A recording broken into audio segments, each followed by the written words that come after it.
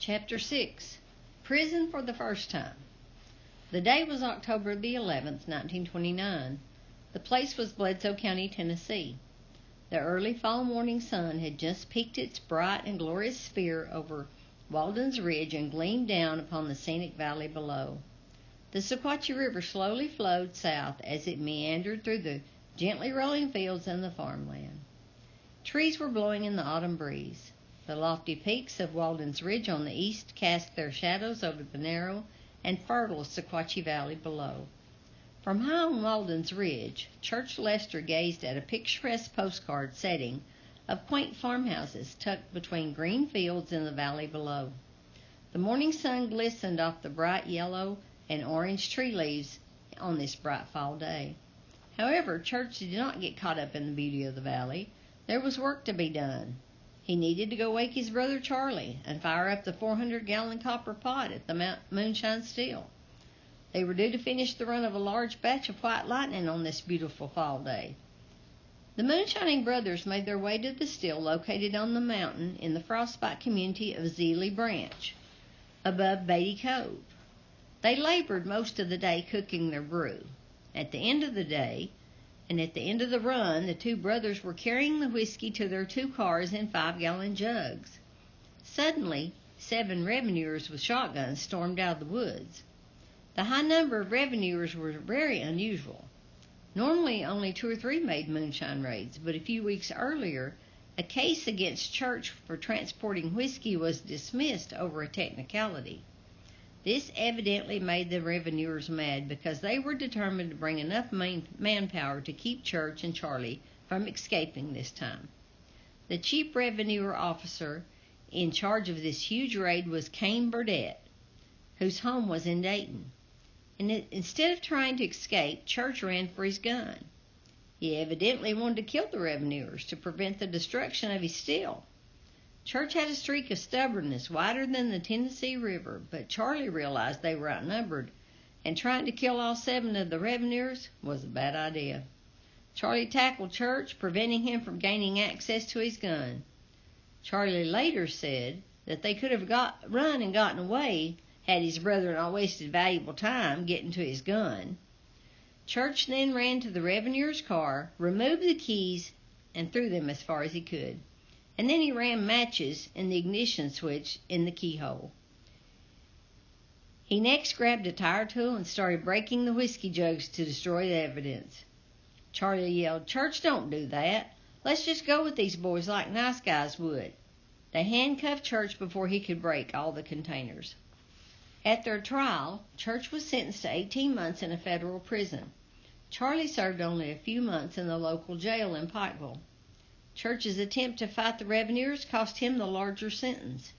He spent all 18 months in the prison, most of which was in Ohio. He may have first been sent to Atlanta and then transferred to Ohio. During this era, when you were sentenced to a prison term of a year or more for a federal offense, you were required to serve the time in a federal prison. For a sentence less than a year, one could serve the time in the local jail, where the sheriff would often let the prisoners go home for the weekend or for other special occasions. This is the only record of Church or Charlie ever being caught and charged with manufacturing whiskey. Both had to be very intelligent and crafty to have been caught only one time during their lifetime of making moonshine.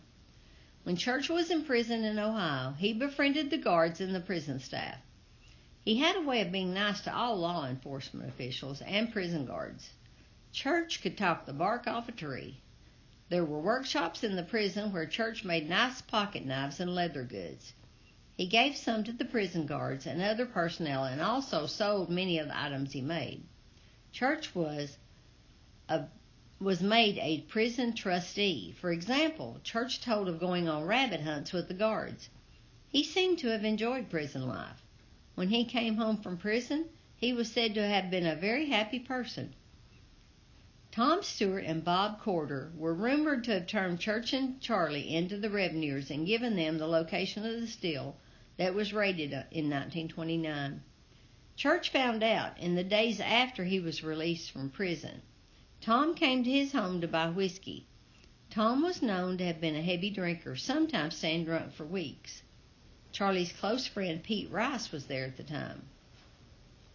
Church said, "Tom, I understand you turned me into the revenuers and drew him a map of the location to my still." Tom responded by muttering, "I was drunk. I didn't know what I was doing." Church said, "You're a damn liar. A man who had sense enough to draw a map of the location of my still knows what he's doing. I'll give you 2 minutes to get out of my sight, or I'll cut your head off and kick it down the road." The inebriated Tom started leaving with the speed of cold molasses. Pete Rice said he didn't want to be a witness to a killing, so he kicked Tom a few times to get him running, while Church went into the house to get his .45 Army pistol. Church came out and fired a few times in Tom's direction, but he didn't hit him. When Tom heard the bullets whizzing by his head, he picked up speed and he hightailed it on down the road. Since Church was an excellent shot, it's believed he missed Tom on purpose, since Pete would have been a witness. From that day forward, Tom stayed clear of Church.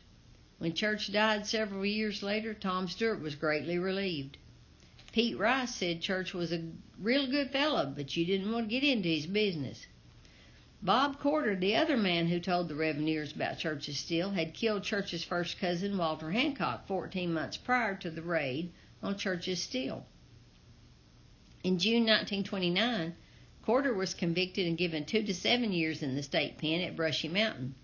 Revenuers extracted the information about Church's still from Corder while he was still in jail, awaiting his murder trial. Corder allegedly turned in Church and others in the whiskey business because the authorities promised they'd go light on him if he told all he knew about the location of the stills and the names of the moonshiners in the area. Corder later was told Church knew he'd snitched on him. When Corder was released from prison, he knew he was in grave danger of being killed by Church. Therefore, he was afraid to return to Bledsoe County. After being released, he settled in the area of Morgan County, near the Brushy prison.